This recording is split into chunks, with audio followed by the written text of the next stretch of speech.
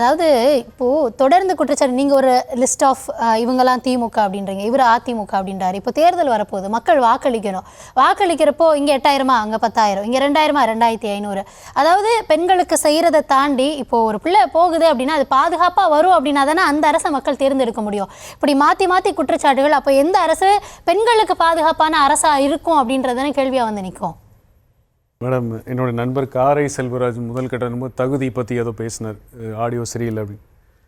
நான் இதை படிக்கிறதுக்கு என்ன அர்த்தம்னு கொஞ்சம் சொல்லுங்கள். It is hereby certified that a பேட்டன்ட்னா காப்புரிமை, patent has been granted to the patentee for an invention entitled rape prevention device. அப்படின்னா என்ன மேடம் அர்த்தம்?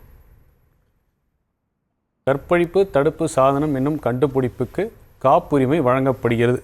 வழங்கியது the patent office government of India.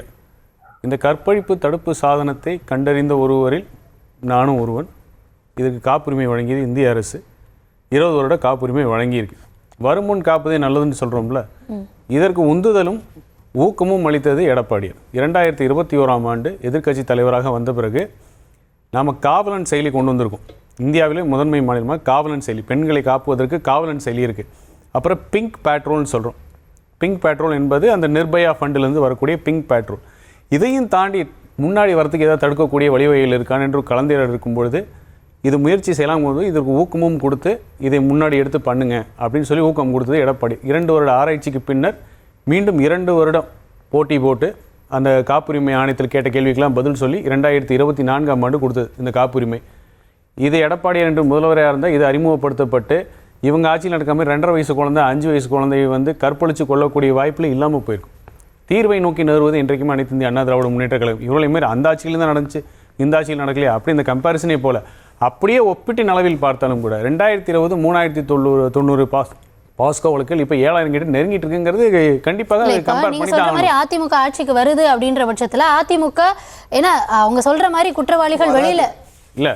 நான் இடைமறிக்கல, அதே நகரியம் சார் நண்பர் சாதிக்கிட்டே இருக்குன்னு நம்புறேன். இது உங்ககிட்ட கேட்கிறப்ப அதே தான் கேட்டேன். திமுக வந்தா என்ன பண்ண போறீங்க? சில வழிவகைகள் இருக்கா அப்படின்னா இப்போ காவலன் செயலி கொண்டு வந்தார். கற்பழிப்பு தடுப்பு அப்படிங்கிறத பற்றி யாருமே இல்லை, அந்த மாதிரி சாதனை எதுவுமே இல்லை. இந்த மாதிரி ஒரு சம்பவம் பொள்ளாச்சியில் சம்பவம் நடந்தோடனே கட்சி கெட்ட பெயராகி போச்சு. அப்படின்னே வேற என்ன இருக்குது, செயலின்னு ஒன்று இருக்குது, காவலன் செயலி இருக்குது பெண்கள் பாதுகாப்புக்கு. அதுக்கு காவலன் பிங்க் பேட்ரோல்னு இருக்குது. இது எங்கே இருந்தால் நிர்பயா அப்படின்னு நிர்பயா ஃபண்டு வருதுன்னு 2024ஆம் ஆண்டு ராஜ்யசபாவில் ஒரு கேள்வி கேட்குறாங்க. இந்த நிர்பயா ஃபண்டுங்கிறது 9000 கோடி இருக்குது மத்திய அரசோட, எந்தெந்த மாநிலங்கள் எவ்வளோ பண்ணியிருக்காங்க அப்படின்னு ஒரு பட்டியல் கேட்குறாங்க. தமிழ்நாடோட நிலவரம் பாருங்கள். அந்த நிர்பயா ஃபண்ட் ஆரம்பித்த காலத்துலேருந்து நாங்கள் எடப்பாடி ஆட்சி முடிய வரைக்கும் 8534 ப்ரொப்போசல்ஸ்ன்னு கொடுத்து அதை நடைமுறைப்படுத்தியிருக்கோம். ப்ரொப்போசல் என்ன? சிசிடிவி இன்ஸ்டால் பண்ணுறது, தெருவிளக்கு இருக்கிற இடத்துல தெருவிளக்கு போடுறது, சிசிடிவி இன்ஸ்டால் பண்ணுறது அப்படிங்கிற வரிவகைகள்.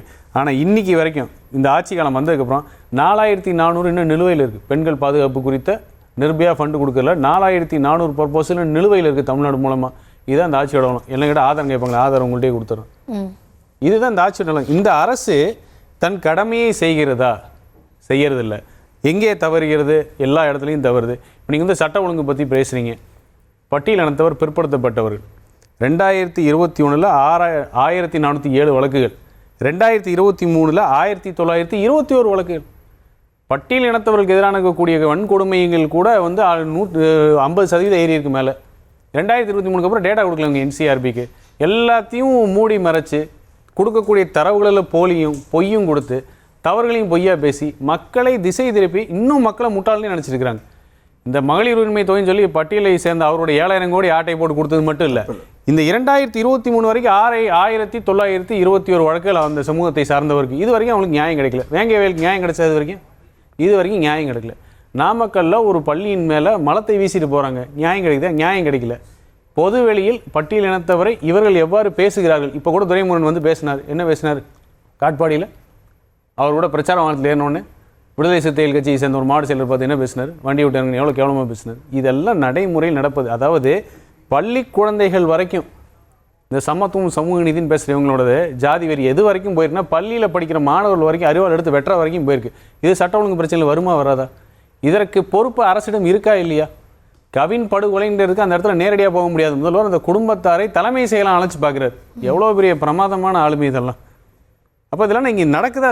இதெல்லாம் நடக்குது. ஒப்பீட்டின் அளவில் அதிமுகவோட திமுக ஆட்சி அவலமாக இருக்கான்னா அவலமாக இருக்குது. நடவடிக்கை எடுக்க வேண்டிய இடத்துல எடுத்தாங்களா? எடுக்கலை. தவறுனாங்களா? தவறியிருக்காங்க. காப்பாற்ற வேண்டிய இடத்தில் முன்னெச்சரிக்கையாக தான் நடவடிக்கை எடுத்தாங்கன்னா முன்னெச்சரிக்கை எடுக்கல. இதுதான் களத்தில் எதிரொலிச்சிட்டு இருக்கு. இப்போ இதுதான் முடிவு. சட்ட ஒழுங்கும் சரி, பெண்கள் பாதுகாப்பும் சரி, சமூக சீர்கேடு, சமத்துவம், சமூக நீதி எல்லாமே திமுகவை பொறுத்த வரைக்கும் போலி விளம்பரங்கள், போலி டேட்டாக்கள். ஆனால் களத்தில் மக்கள் உண்மையிலேயே இதனால் பாதிக்கப்பட்டிருக்கார்கள் என்பதுதான் உண்மை.